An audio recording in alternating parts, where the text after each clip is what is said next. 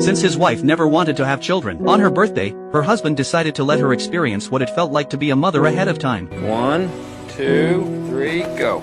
Happy birthday. What? God, they're adorable! His wife was instantly charmed by these puppies and excitedly crouched down to pet them. But then, she noticed one particular puppy that was especially special. It stayed by her side, refusing to leave, as if it had already chosen her as its owner. So she picked up the puppy and asked the price. The owner said the other puppies were $300 each, but this one was on sale for only $200. The couple bought it without hesitation, but little did they know, you get what you pay for. After seeing his wife off on her business trip, John went home alone with the dog. But shortly after driving off, the puppy started acting restless. It kept scratching at the seat. With no other choice, John turned on some music to distract the puppy. The little guy was indeed drawn to the melody and gradually calmed down. Watching this, John had a sudden inspiration. He decided to name the puppy after the songwriter of that piece. You like Bob Marley? Marley? You like that? And so, Marley became the name that would stay with this dog for life. When John got home, he heard that the neighbors had been robbed. A hint of relief crossed his mind. At least now they had Marley to guard the house. But that sense of security didn't last long before Marley shattered it completely. The dog food accidentally spilled. John turned to get a cleaning tool, but when he turned back, he realized it wasn't necessary. More than half of the food was already gone. Late that night, John tried to settle Marley in a cardboard box, but the puppy's howling kept him awake. Helpless, John gave in and brought Marley into the bedroom. Half asleep, a wet licking sensation woke him up. The moment he opened his eyes, John was stunned by what he saw. The once intact bed had been torn to shreds, and the whole room was a complete mess. With no other choice, John locked Marley in the garage. But when he picked up his wife and came home, he discovered that in just the 1 hour he'd been gone, Marley had also turned the garage upside down. This one little dog did this.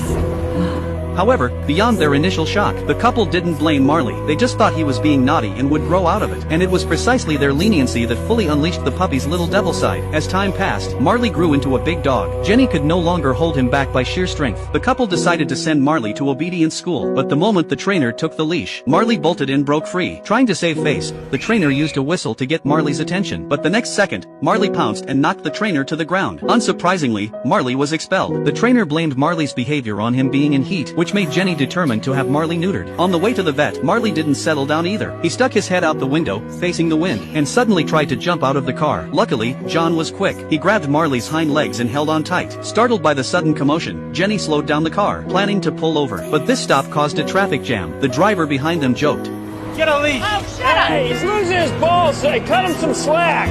Later, remembering this amusing experience, John wrote it down and submitted it to his editor. To his surprise, this casual piece of writing was well received by his boss. John was made a columnist. His editor even asked him to keep writing about his daily life with Marley, and Marley didn't let John down. Every day, new adventures unfolded between them, swimming together in the water, playing fetch, and all the little moments John poured into his column. With Marley by his side, John and Jenny spent a wonderful time together. Though each day brought its own chaos, that was precisely the joy of life. Watching his wife and Marley interact warmly at home, John felt an immense happiness. Soon after, Jenny became pregnant. One day, John gave Jenny a necklace. Just as the two were basking in their happiness, they turned around to find that the necklace had vanished from the table. Their smiles froze instantly. They frantically searched everywhere. Just then, Jenny noticed the necklace in Marley's mouth. To keep Marley from swallowing it, the couple tiptoed closer. But just as Jenny reached for it, John accidentally bumped into a chair. And so, the two of them and the dog chased each other around the room. By the time they caught Marley and pried his mouth open, the necklace had already been swallowed. The next morning, John pinned his hopes on Marley's stool. Luckily, the necklace was eventually recovered. Jenny didn't mind at all. She even wore that necklace to her prenatal checkup. But during the examination, the doctor's expression suddenly grew grave. After repeated confirmation, the doctor gave them the devastating news. The baby no longer had a heartbeat. Both of them were devastated by the loss. Marley seemed to sense Jenny's sorrow. He was no longer as mischievous as before. Instead, he gently lay on Jenny's leg, quietly comforting her. To help Jenny move past the grief, John decided to take her on a trip. Before leaving, they hired a dog sitter for Marley. Without his owners around, Marley immediately reverted to his wild ways. Everything the couple had forbidden Marley to do, he did it all. The dog sitter was helpless. By the time John and Jenny returned, the sitter couldn't wait to get out of there. Thankfully, after the trip, Jenny became pregnant again. The couple was overjoyed by the wonderful news. Not long after, Marley suddenly grew restless in the middle of the night. He went to Jenny's bedside and stared at her, refusing to sleep. It was as if he had sensed that the baby was about to be born. John hurried to pack their things. This time, Marley was surprisingly well behaved. He even helped John tear down a cardboard box. That night, he didn't destroy anything. He just just played with the bone John had given him. The baby was born safely. When they came home, they solemnly introduced the newest member of the family to Marley. With the new addition, Marley changed his old ways. He stayed close to the baby's side, taking on the responsibility of protecting him. One night, Marley heard a cry outside the house. He immediately ran to the door. John quickly grabbed him and rushed outside. Guided by Marley, John found their neighbor, a young girl who had been stabbed by a robber. He comforted her, while Marley quietly stood guard beside them. After this incident, John thought about moving. He had to consider the safety of his entire family. At first, he had hoped Marley would be a good watchdog, but now, Marley had already become like family. He would never let him in danger. That day, he went to see a house. To his surprise, Marley ran straight into the pool. Clearly, he loved it there. When he got home, John told Jenny about his idea, but Jenny looked troubled. The house they liked was expensive, and they couldn't afford it with their savings. Besides, she was already pregnant with their second child. Every penny had to be carefully budgeted. Fortunately, John's boss soon gave him an opportunity. He wanted John to turn his weekly column into a daily one. That would double his salary. This sudden opportunity made their dream feel within reach. Soon after, the family moved into their new home, full of hope and expectation. Jenny also decided to quit her job and become a full-time mother. But this was much more exhausting than she had imagined. Not only did she have to take care of 2 young children, she also had to deal with the energetic Marley. The daily grind and fatigue slowly drained her energy and patience. What finally broke Jenny was an afternoon. After exhausting herself to get both kids to sleep, she had just lain down on the sofa to catch her breath, when a noise outside made Marley start barking wildly.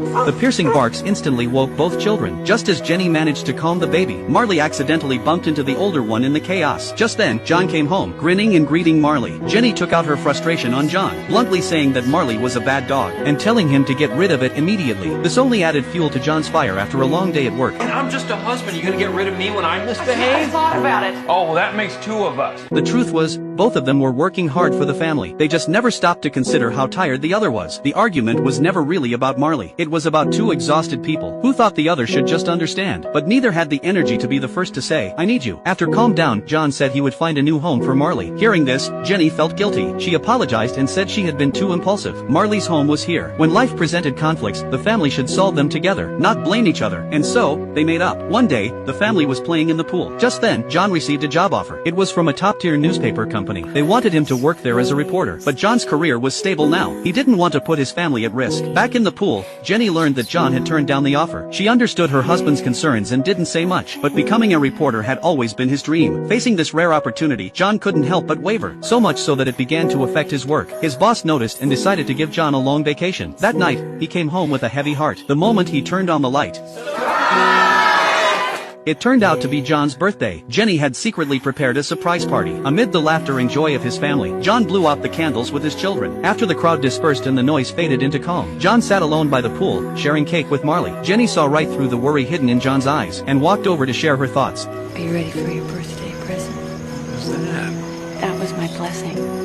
To take that job in Philadelphia. With Jenny's unconditional support, John made up his mind to take the reporter job in Philadelphia. The family moved into a farmhouse. In winter, it snowed there. Marley was still mischievous, but he especially loved playing with the children in the snow. He would even sneak into their beds to sleep. Everyone wished the good times could last forever, but no one could escape the passage of time. Marley witnessed the growth of his 3 young masters. He was no longer the little devil he used to be. Now, even climbing the stairs took all his strength. The naive son thought Marley was just tired, but John knew that he was just too old. One night, Marley did something unusual. He left the house. John and Jenny searched for him in the pouring rain, but Marley was nowhere to be found. Not wanting to worry the 3 children, Jenny returned home early. She didn't want to discuss death with them, so quickly put the children to bed. Outside, John finally found Marley under a tree. He took Marley to the vet. After an examination, the vet told him that Marley's stomach had twisted because he ate too quickly. Given his current condition, it was unlikely he would survive the night. Even if he did, this condition was very prone to relapse, and at Marley's age, if it came back, he might not survive the surgery. Hearing this, John's heart felt like it had been hit by something heavy. He couldn't accept it, but deep down, John held onto a sliver of hope. He refused to give up on Marley. When he got home, he didn't dare tell his wife the truth. He just said casually that Marley was staying at the vet for observation, and that the doctor was confident. Jenny didn't say much. She just brought out all the columns her husband had written over the years. They recorded everything about Marley, also recorded their lives together. Perhaps the couple moved heaven. Marley actually recovered. Life went on as usual. John still took Marley for walks, only now he had to slow down, to wait for the dog he used to not be able to catch up with. Marley also grew stranger. nature. He lost his former vitality and would lie around all day. One day at work, John got a call from Jenny. She said Marley was lying motionless in the shade. John rushed home without a moment's delay. Seeing Marley's condition, he had no choice but to take him back to the vet. Before they left, the three children each hugged Marley. He was the companion who had grown up with them. None of them wanted to lose him. John put Marley in the back of the car. As they said goodbye, Jenny held Marley and kissed him again and again, tears streaming uncontrollably down her face. After more than a decade of companionship, Marley had long become an irreplaceable member of the family.